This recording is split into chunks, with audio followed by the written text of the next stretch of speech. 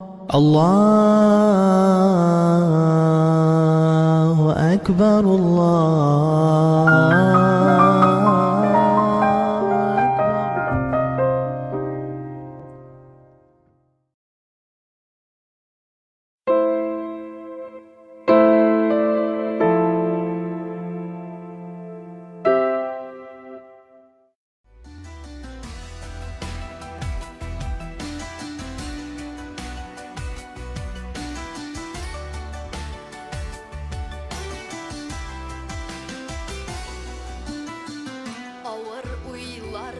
Qalsang, ümit tutar qulingdan, yaxshilikqa yerib, izgi yo'ldan boriqshi, baxt shodlik tobiqshi, dunyo keng sahra, turmush qadrin anglayqshi.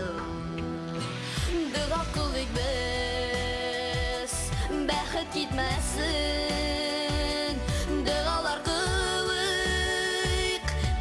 gitmesin bizden, dua qilik biz, şadlık gitmesin, dualar qilik, iman gitmesin bizden, turmush bereketler bilsin, insaf tavfiqların bilsin, iman icmaqların bilsin, can jal qupmasın, barlıq cinayetler gitsin, akıl saf duygular versin, turmuş güzelliği artsın, yana tağ atsın.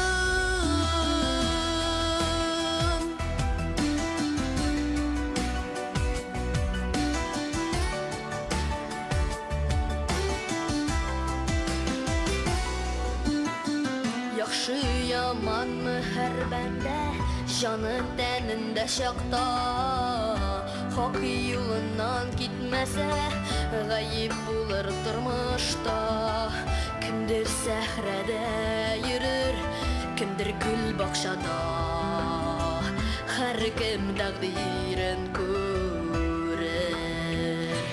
Duo qilik biz, baxt gitmesin, duolar qilik, ümit gitmesin bizden, duo qilik biz, şadlık gitmesin, duolar qilik, iman gitmesin bizden, turmush bereketler bilsin, insaf tavfiqların bilsin, iman icmaqların bilsin, can jal qupmasın, barlıq cinayetler gitsin, akıl saf duygular bilsin, turmuş güzelliği artsın, yana tağ atsın.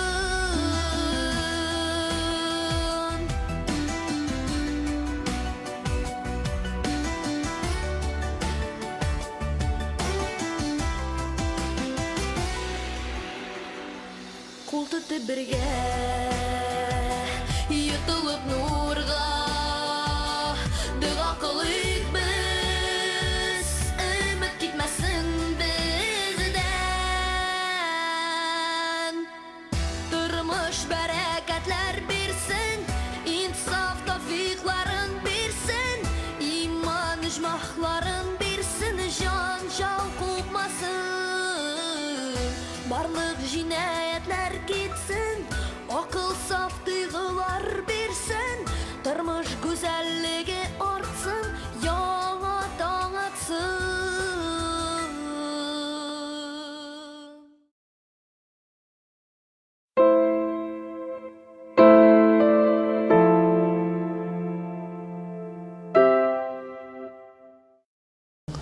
Elhamdülillah ve salatu ve selamu ala Resulillah Muhammedin ve ala alihi ve ashabihi ecmaîn.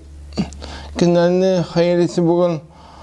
Günleri bizni almastırıp duruşu Allah tebareke ve teala'ya dualarımız bu sayede hamde, muhtarlarımız bu sayede hamde, onun hak Resulü, hak Peygamberi Muhammed Mustafa Aleyhisselatü Vesselam'a günlere bizden çıkın dua selamlarımız bu sayede.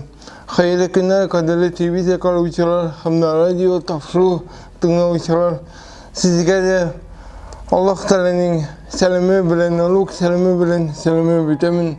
Assalomu alaykum va rahmatullohi va barakatuh. Hurmatli Müslümanlar, bizim bugungi temamiz duo vaqasi degan bir tema bo'lar hamda bu temanın ahamiyati shundaki duo bilan butunay bir bizni boshlasak inshaalloh bu dunyoda da emin hamda kelajak dunyoda da emin bo'lib deb talab qilamiz. Şiratdagi söz duo hakkında bo'lar. Yani duo va ibadet.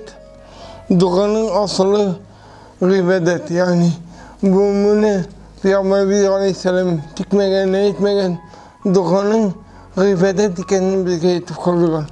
Yani adam arasında dua qilganlar bütün bo'lgan kechirishlar, bütün bo'lgan asl bir maqsadın shu duolar chiqardilar. Dua qilib adam arası nurlana, dua qilib adam arası sıhhatlana deymiz. Ama lakin şunda gıybetini deyken kişinin Allah Teala karşısında derecesi zor. Allah karangan dua ve gıybedet bilen beyanine. Dua ve gıybedet bulmayan kişinin Allah Teala karşısında bir derecesi de kalmıyor. Onun üzünselikli kişinin yarattığındaki hekimine meyre bula. Yani içinden de dua kılsak Allah Teala'ya yakınayız. Hem de sur yakınayız bilen Rabbi gayze ve cerge biz maktava itebiz iken. Allah Teala ite ve ma halaktul cinne ve inse illa liyabudun. Sindakta min cinneni ve kişilerini mina ibadet için yarattım deyip. Dua oradan barasının bir kralı. Rabbasına in kürgem in uluk süze bilinmeyince münecaat ide sonun bilen Rabbasına yakınaya. Uluk süze bilen Rabbimizden sonra onun rahmetin, bereketin sizedeyken eden burası. Allah Teala Kur'an-ı Kerim'inde bir ayette bilen münecaat ide. Allah Teala ide İze da'ani فَلْيَسْتَجِيبُونِ وَلَيُؤْمِنُوا بِهِ لَعَلَّكُمْ يَرْشُدُونَ diye. Kralım sinen benim tutda sırasalar sıragında beliptir ki min araga bir yakınmın. Minen sıragan kişinin dua kırganda duasını kabul itemin. İndi arar da benim çakırıma cevap isinlerdi. Şimdi Allah Teala ite min di dua kırganda di bütün bugün adam arasının kişilesin tıyamındı. Bütün bugün duasını kabul itemin Allah Tebareke ve Teala. Allah Teala'nın min yakınmın dibeytüğü onun bereketi. Min yakınmın. Şimdi Allah Teala'ya yakın. Hem de şu yakın oyu bilen onun bereketi de sizlere, nimeti de sizlere. Lakin nege yakın. Sonra kule ol bizim bütün sıragan eybeler bizi bile. Eğer biz bikne gittik sırasak, tüvençeleki bizni küzetsek, Rabbimiz katağında bizge elehimni bura. Allah Tebareke ve Teala bizge elehimni buslah iken demek biz ona kirek, günahsız bulu kirek, dualı bulu kirek, sabırlıklı bulu kirek, hem de şekerli bende bulu kirek. Allah senden de galimleri biz duanı eşelişke böyle hem de eşelişke bölüğünün sebebinde anlatam hem de onun birincisi ata-ananın barasına kılgan duası değil. Ata-ananın barasına kılgan duası. Şimdiden de biz baramızla dua kılabız. Baramız sağ selamet bulsun, ağırmasın, nimetlerini yaşasın, berekette tasın deyip dua kılabız. Şu dua kılığımız diken bizge sevap. Şu dua kılığımız bilen biz Rabbimiz katağında maktavını küçültebіз. Tağında şekerlerini arttırabız. Hem de ikinci bir kişinin duası kabul deyip etkende, o da bu son musafirlik duası kabul. yolcu deybiz. Musafir. Tuğun yakından 90 çakırım gideyken o musafir. O bir kimini de bilmeyi, bilmeyindik kişini de tanımayın yolda o fakat bilbizi. Hem de Allah Teala onun bilen. Şunda Allah buzga küterip dua kırsa onun duasını keçiksiz Allah Teala kabul eder inşallah. Hem de üçüncü bir kişi mazlum duası. Rencitegen kişi. Kim ne de bu rencitsek o bizge dua kırsa onun duası kabul. Ama lakin o kişi dua kırılgan mümkün naçar dua. Bizge barmaytıran dua. Ona halimlerimiz beddua divatı. Sur mazlum duasın olmazsa tırsağı kaderi cemaat.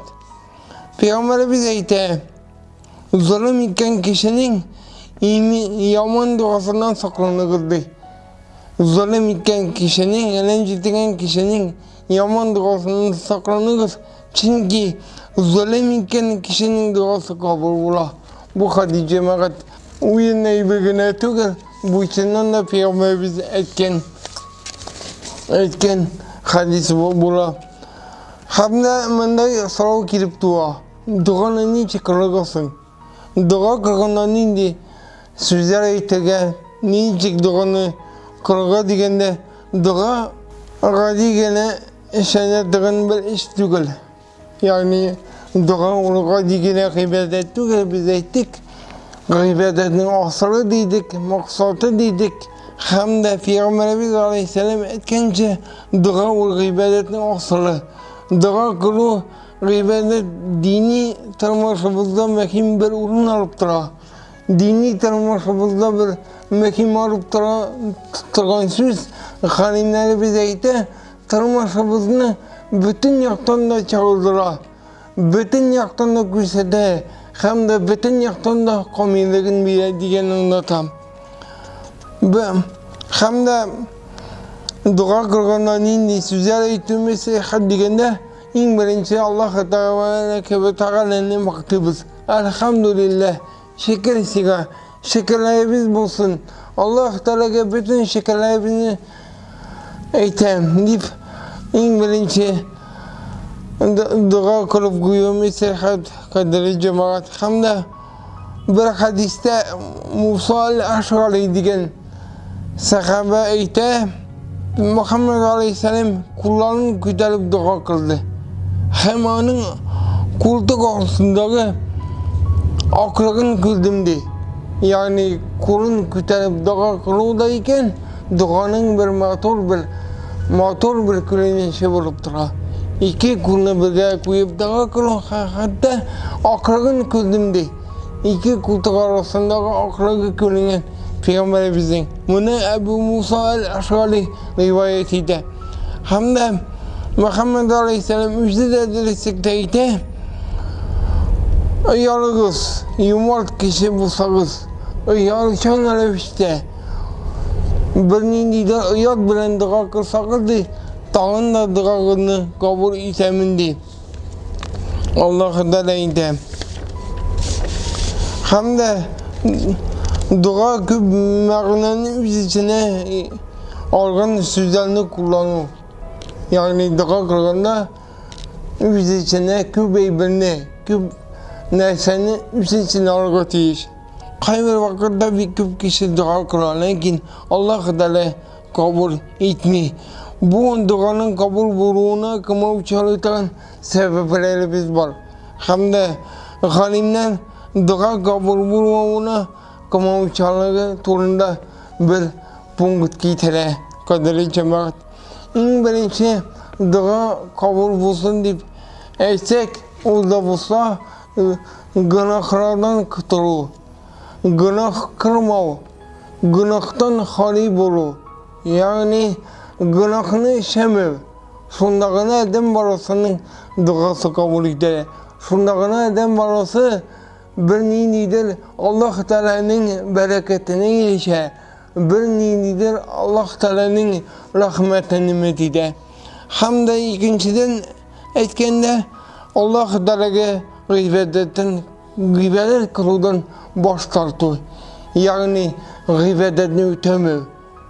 Namoz bo'lsin kibik. Hamda bütün bir g'iybatdan bosh tortuv. Albatta bu yaramaydi faqat. Biz Rabbimiz qarşısında namaz o'qib boshamiz ekan Alloh Taolo qarşısında bosganda bütün tubanchiliklarimizni ko'rsatishga tiyishmiz.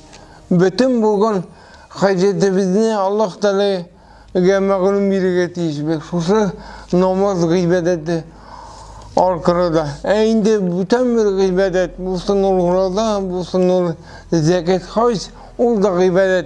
Ama lakin onu da o'taganda bizga bir nindidir ko'nglimiz bilan o'tavi kerak.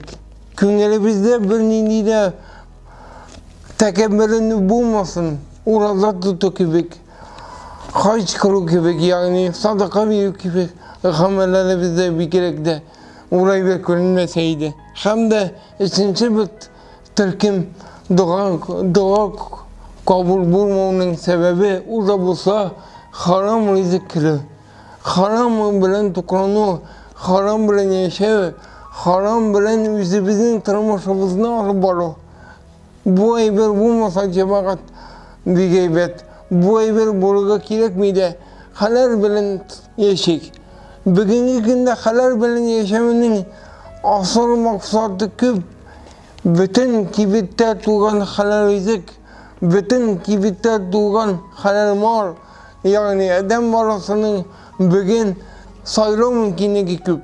Sayraymiz, ammo lekin haromga ilakmaymiz. Biz har vaqt Allohga yo'l bo'lib, har vaqt uning rahmatin, barakatini mintitiga tiyishmiz.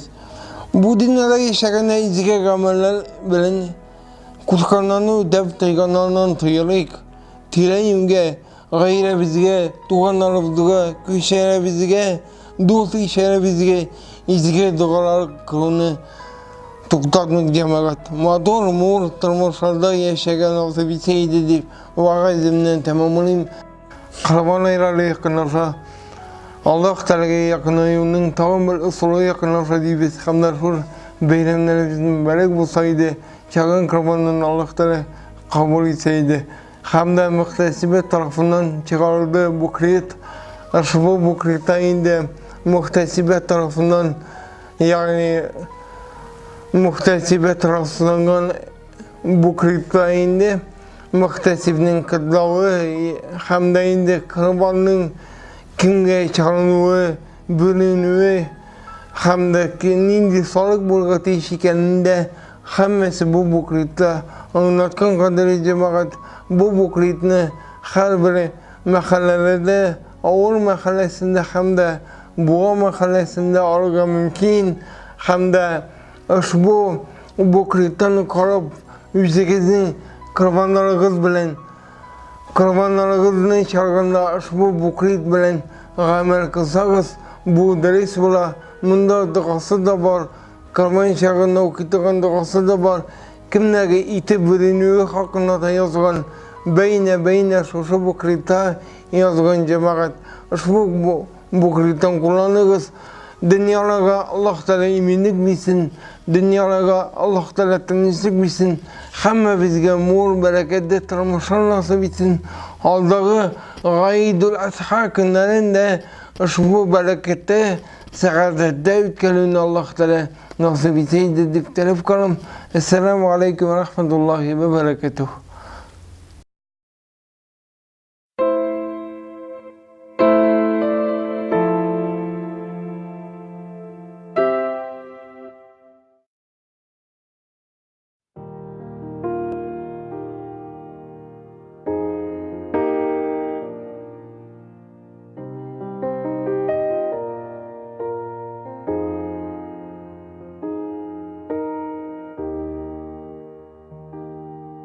When you feel all alone in this world and there's nobody to count your tears, just remember no matter where you are, Allah knows, Allah knows.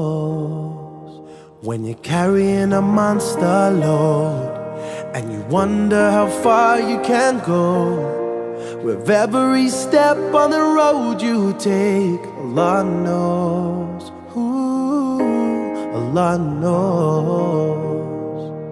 No matter what, inside or out, there's one thing of which there is no doubt. Allah knows.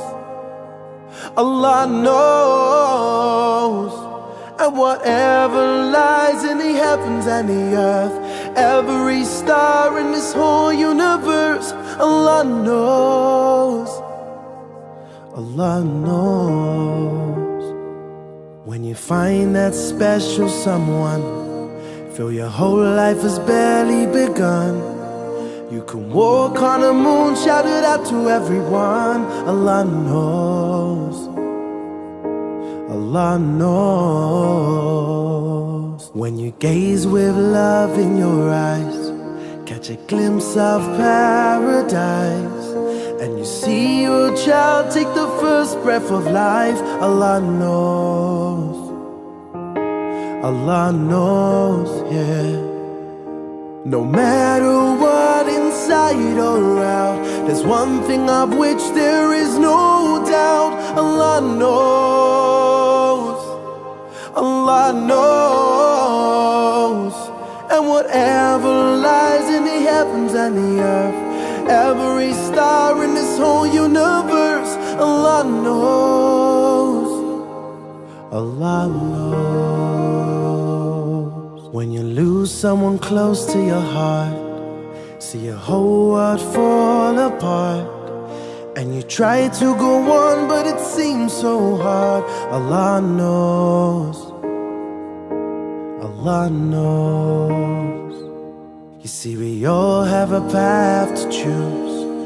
Through the valleys and the hills we go, with the ups and the downs, never fret, never frown. Allah knows. Hey, yeah. Allah knows. No matter what, inside or out, there's one thing of which there is no doubt. Allah knows. Allah knows. And whatever lies in the heavens and the earth, every star in this whole universe, Allah knows. Allah knows. Every grain of sand, every desert land, He knows. Every shade of palm, every closed hand, He knows. Every sparkling tear and every eyelash, He knows. Every thought I have, every word I share, He knows. Allah knows. Allahu Akbar, Allah